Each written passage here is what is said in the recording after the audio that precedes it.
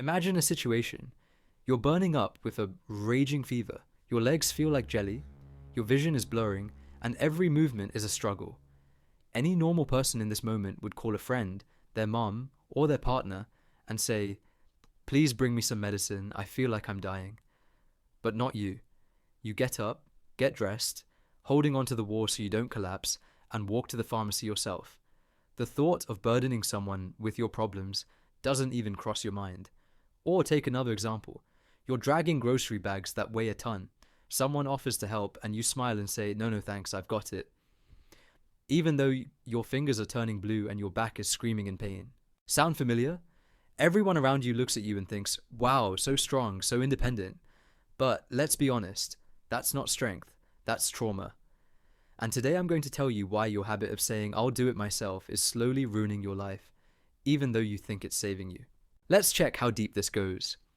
You are probably a total DIY expert. If your faucet bursts at home, you don't call a plumber or ask a handy friend for help. You open YouTube and spend 3 hours watching tutorials on how to fix a sink. Your logic is simple. By the time I explain what I need and wait for them to show up, I could have done it 10 times myself. And I bet you hate surprises and gifts. When someone gives you something just because, you don't feel happy. You feel tense. You feel like you're suddenly in debt. It feels like you just took out a bank loan that you need to pay back immediately with a return favor. And of course, you're the shoulder to cry on for everyone you know. You know all your friends' secrets, and you solve their problems at 3 a.m.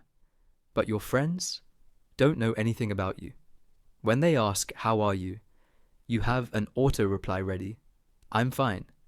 You help everyone, but you have absolutely no one you can just vent to.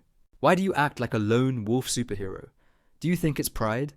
No, it's a deep-seated fear of being a burden. There is a rigid program running in your head. If I ask for help, I become vulnerable. And if I'm vulnerable, I can be rejected. You choose loneliness because it's safe. Look at the logic. If you do everything yourself, no one will let you down. If you never ask, no one can say no. If you expect nothing, you won't be disappointed. You simply don't believe that someone could help you for free just because they love you. You're always waiting for the catch. You think you've outsmarted everyone and protected yourself, but look at the price you're paying. First of all, you're becoming resentful. You start getting annoyed by other people's helplessness. You look at people who whine and ask for help and you think, "Why can I handle it and they can't?" Pull yourself together. But the truth is, you're just jealous that they give themselves permission to be weak and you don't. Secondly, you become too convenient. People get used to you being made of steel. They stop offering help. Why help someone who always says no? You are building a vacuum around yourself with your own hands. And then, when you actually do break down one day, there will be no one around. Not because people are bad, but because you trained them not to be there. Most likely your childhood ended too soon. Maybe your parents were always busy with work. Maybe they acted like children themselves and you had to be the one comforting them. You just realized one thing very early on. Adults can't handle it. If I want to survive, I have to do it myself. You learned how to be an adult at 5 years old, and you still can't turn that mode off. Listen, being strong is cool, but being alive is more important.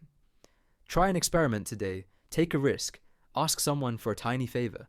Ask someone to hold the door. Ask a colleague to grab you a coffee on their way in. Believe me, the world won't end. The earth will keep spinning. Give people permission to be useful to you. Take off that heavy backpack. You've carried it long enough.